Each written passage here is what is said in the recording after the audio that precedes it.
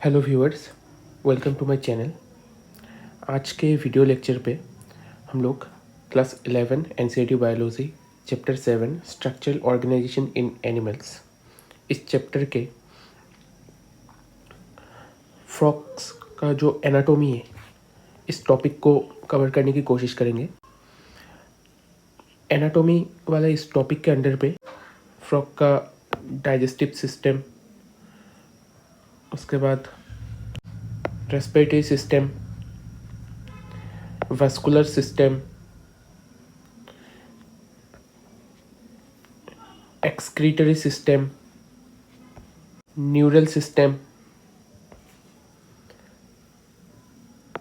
sense organs,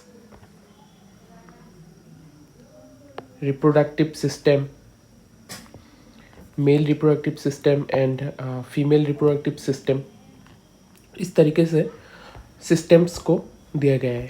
ज़्यादा long video ना हो, हम लोग ये कोशिश करेंगे कि जितना हो सके एक वीडियो पे कवर करने की।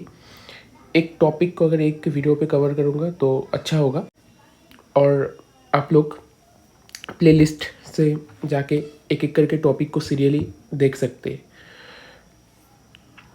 मेरे चैनल पे structural organisation in animal playlist बनाया हुआ है, और उधर पे सारे video lectures part 1, part 2, part 3 इस तरीके से दिया हुआ है।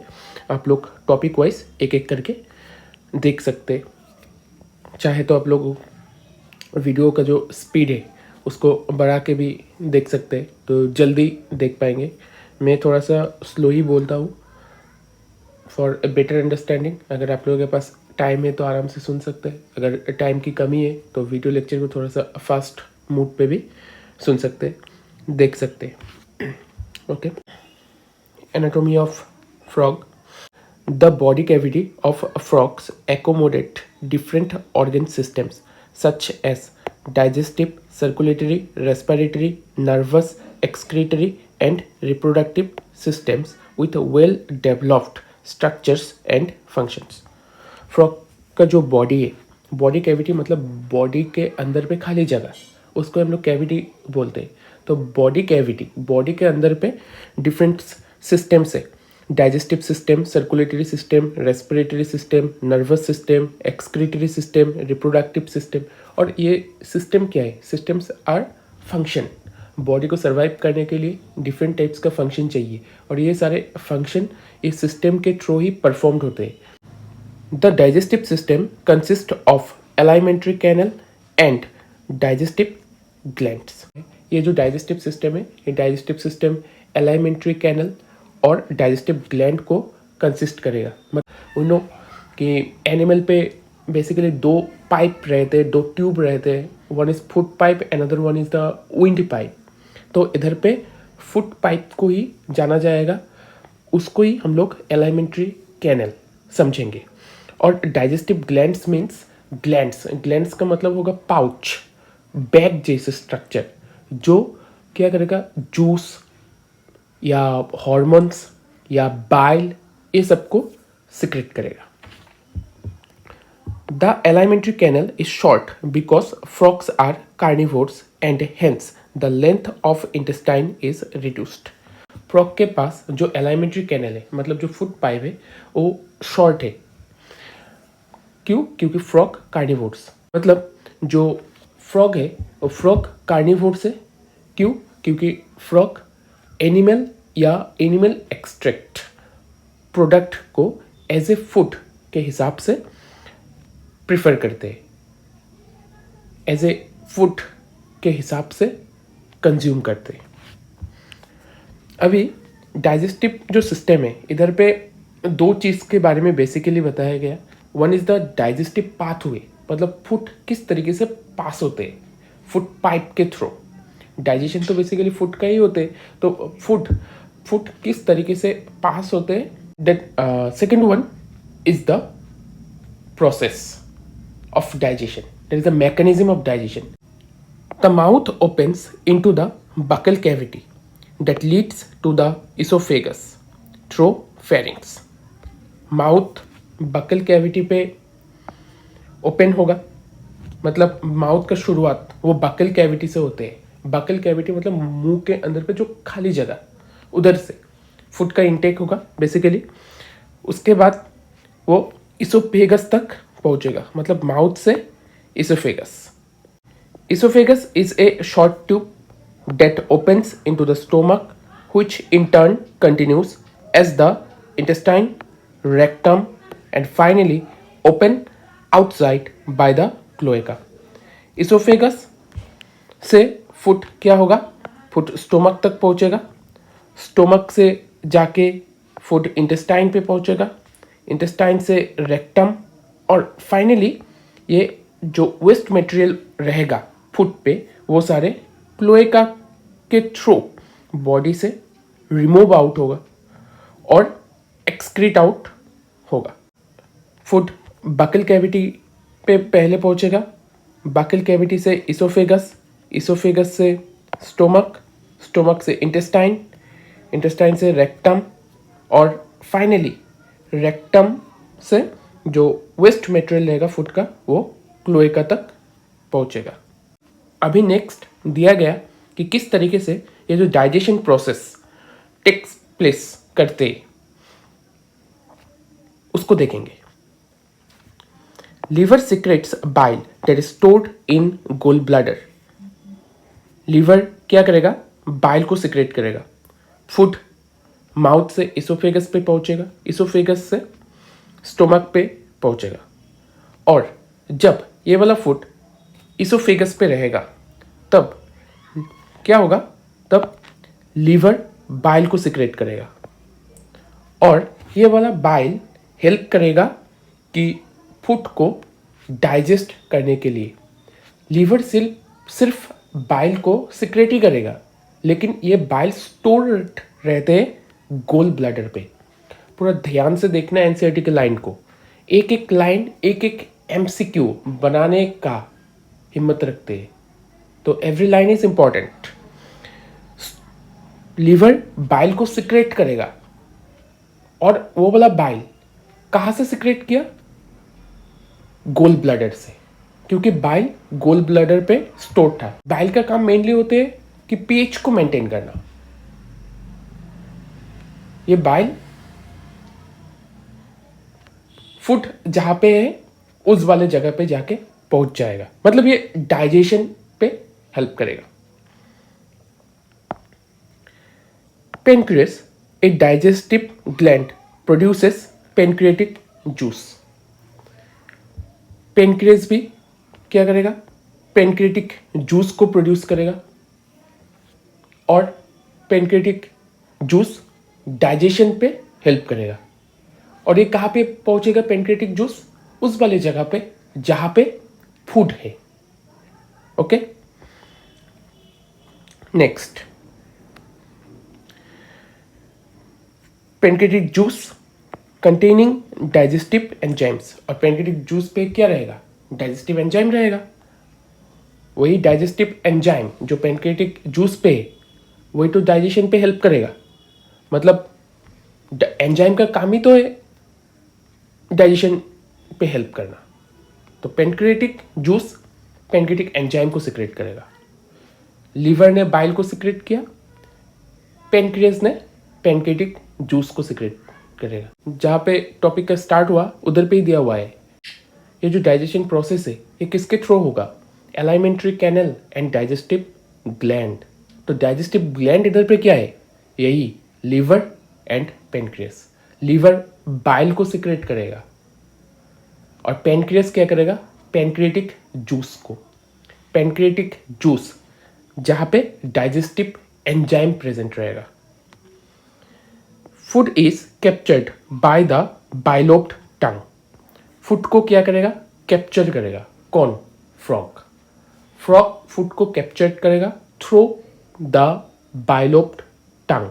फ्रॉग के पास जो टंग है ना उसको बाइलोप्ड बताया जाता है। उस टंग के थ्रू फूड को कैप्चर कर। बाय मतलब दो, लोप मतलब पाउच, तो दो पाउच की तरह है। फ्रॉग का जो टंग है उसका शेप बाइलोप्ड, तो उस बाइलोप्ड टंग से फूड को कैप्चर करेगा। Digestion of food takes place by the action of HCl and gastric juice secreted from the wall of the stomach. Food को कैप्चर कर लिया, उसके बाद वो वाला फूड कहाँ पे पहुंचेगा? फूड पहुंचेगा बकल कैविटी पे, बकल कैविटी से इसोफेगस, इसोफेगस पे क्या होगा? फूड चलाया, अभी लीवर और पैनक्रेटिक जूस ये क्या करेगा?